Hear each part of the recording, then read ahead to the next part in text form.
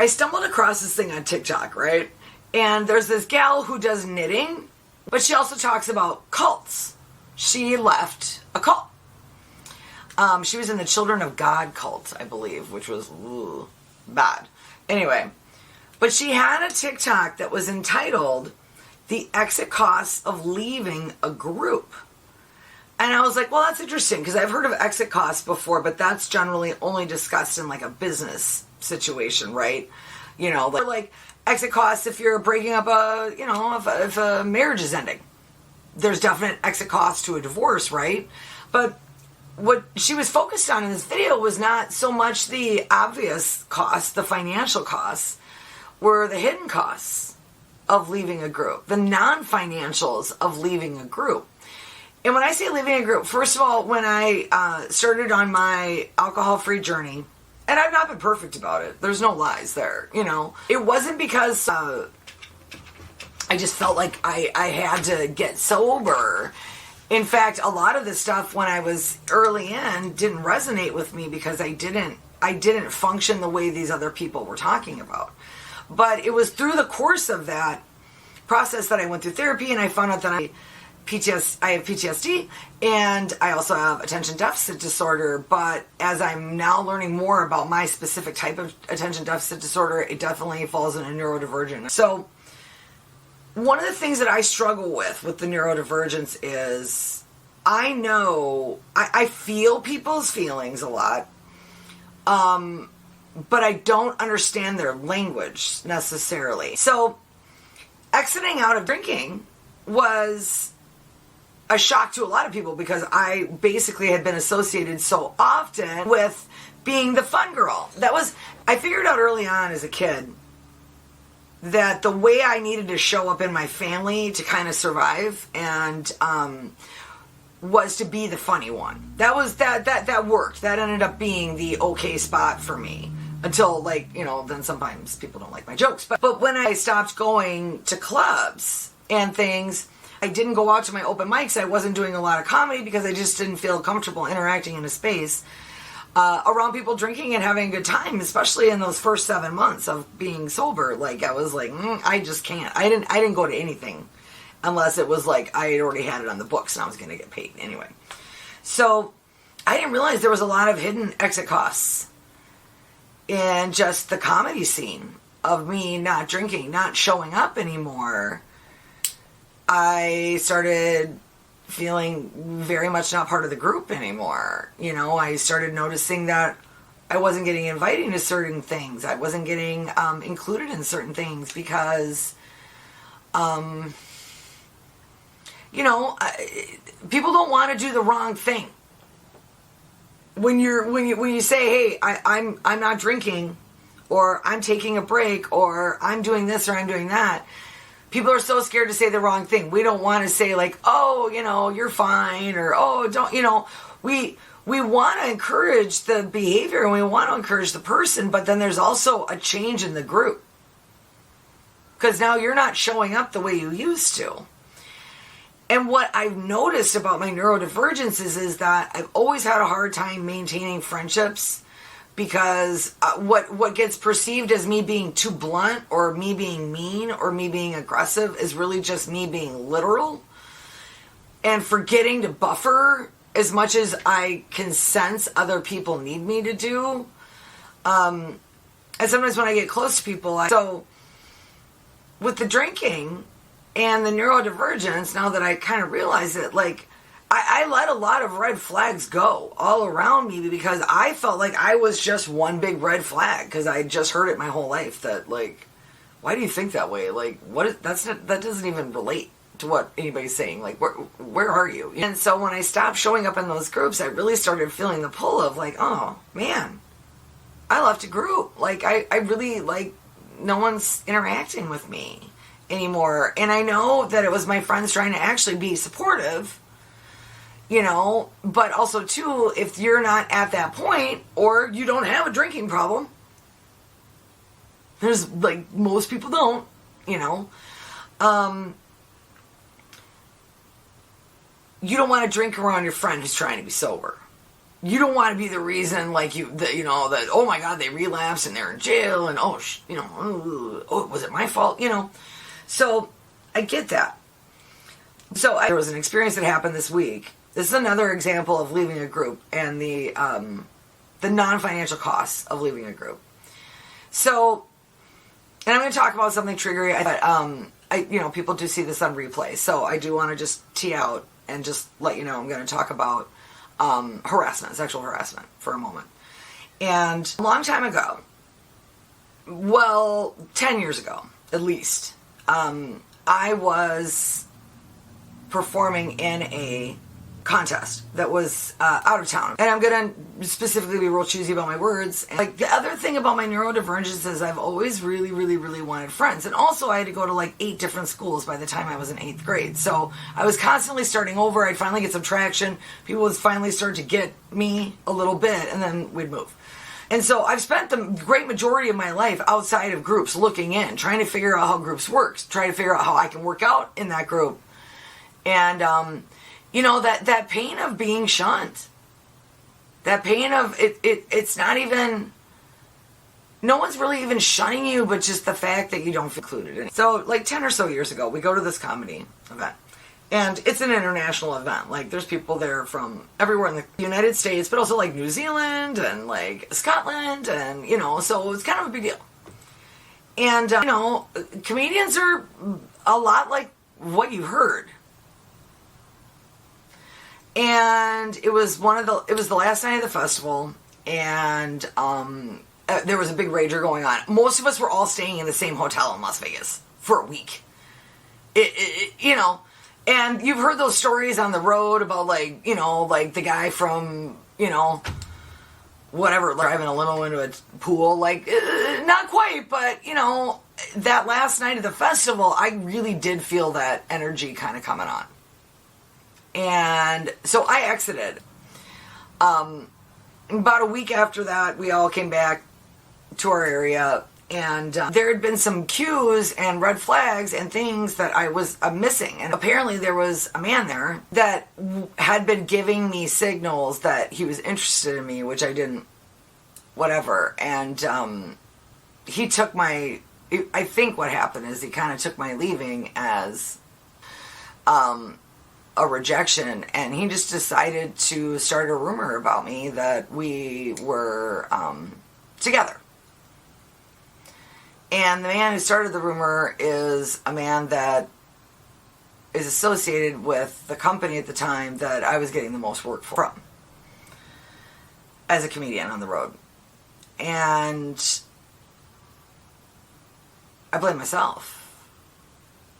I really did. I was like, well, you did it again. You were too friendly. You were too much. You were too this. You were too that. You sent the wrong signals. You probably let him on. You probably made him think there was something, but it kept bothering me. I'm like, the people lie, And I was like, but, that never happened. Anyway, some dear friends told me what had gone on. And honestly, I've been sitting on that for 10 years.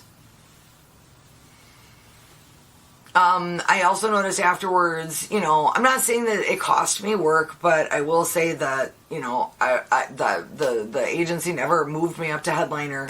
I was stuck just as an opener, even though, been a broadcaster or been a headliner for a decade, and there was definitely this underculture that, women aren't funny. And I guess we'll put a woman on the show. Often I would get called to participate if there was a ladies' night, a ladies' show, or a Mother's Day show. Okay, we'll hire some broads. And my work on figuring out myself, I used to just blame myself for everything that went wrong. Only me. And I'm finally starting to get myself together enough to push back on some of those ideas. And I was like, here's someone I left at this party. He was an associate of work. No intention on my part, and nothing happened. So I I don't know. I did a dumb thing. I'm going to tell you about it. I did a thing you probably shouldn't do. I was just in a mood. And I had noticed that this person who had basically been ignoring me for a long time on social media, all of a sudden it started popping up and like liking posts on different platforms. And I kind of just, I wrote on Facebook and I was like, you know what? Here's the question. Why did you lie about me? Why did you lie about me all those years ago? Why'd you say that happened? And I posted it. I felt cocky for about 5 seconds. And then my phone started ringing. It was him. And I answered. And it was not well received. And I was, again, called a liar. You know. It was my narrative in his mind is, why are you doing this? If you really thought this about me, why didn't you come to me years ago? You know, blah, blah. And then I filled him in on some details, and he didn't really accept those. And so I tried to work it out, and I called the person who's in charge. And I said, I've had this experience. I'm not looking for money. I'm not trying to start anything. It's not me too. I'm not suing anybody. I want an apology though. And yeah, I didn't really get one. I mean, kinda. Not really. The apology went along the lines of, had you handled yourself, had you complained when it happened, or if you had handled it in a different way, then we could have had a friendly resolution of it, but we can't now. And I'm like, well, wait a minute, like, because I was sexually harassed, and because I didn't handle my own sexual harassment properly, and so I have to leave this group. It's another group I gotta leave. And this one is gonna have financial costs to it. I mean, hopefully not a great deal, but, you know, your reputation is just that. And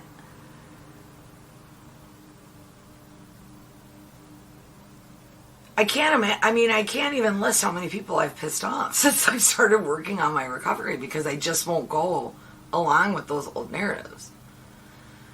And the intangible costs, I really can't measure. I really can't, you know? I mean, this is a 15-year work relationship.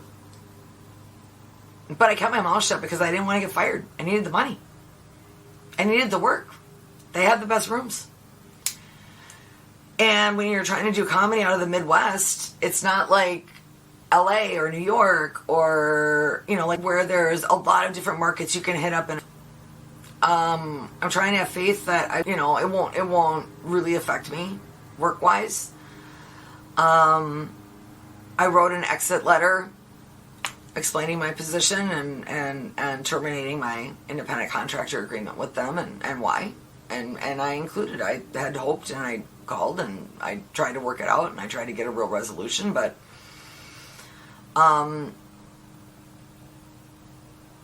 they didn't want to. And so I sent it and I put it in the mail, and then the next day I was freaking out. I'm like, why would you just leave a group? You don't have hardly any groups left. You keep getting yourself kicked out of all these groups. But, I mean, it kind of dovetails why, like, what we were talking about even 2 weeks ago is that, when you start showing up for yourself as yourself, you're going to upset people. And I'm no longer willing to just assume all the time that I'm wrong. I'm never going to probably ever get to a place where that isn't my first thought to blame myself. Because I know people don't necessarily understand me. And I know that I have a really hard time sometimes understanding that. So, if you feel like you have so many red flags in you, I've noticed that I've just forgiven a lot of other people's red flags because, I have them too. Who am I to judge? And You know, he could have just said sorry. He could have just said, oh, I don't know, I was drunk. I don't know, my ego got the best of me. Like, I don't know, I always thought you were cute. And the guys are all asking, hey, did you get anywhere with her? And I said, yeah. And then I immediately felt stupid, and I can't believe I did that. I'm sorry. Like, just say it. Just say you're sorry. I say I'm sorry 1,000 times a day, practically, or I'm wrong, or I didn't know that. I say that all the time. Because, and I don't know why that's so difficult for other people to say. I'm wrong, I'm sorry, I didn't know that. Why is that hard? You will instantly improve your life right now if you can incorporate any one of those 3 statements. If you're one of those type of people that never say, I didn't know, I was wrong, I'm sorry. So we'll find out. We'll find out what the financial and the non-financial consequences of this. But I announced it publicly that I'd ended my relationship with the firm. And I had a lot of people reach out in support. But what I will not know is how many people saw that and thought, well, I'm never hiring her again. You know, she's going to come here and try to Me Too us all. You know, she's going to come here and upset the patriarchy, and we don't need that. So, I don't know. This might be my only gig, guys. I need more people to subscribe.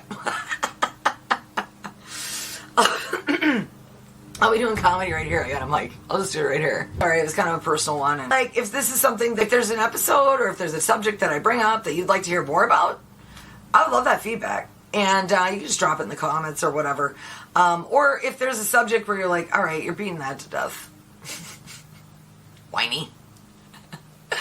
Actually, don't share that comment. I don't want to hear that comment. I'm just kidding. Okay. All right. Stay centered. It's hard.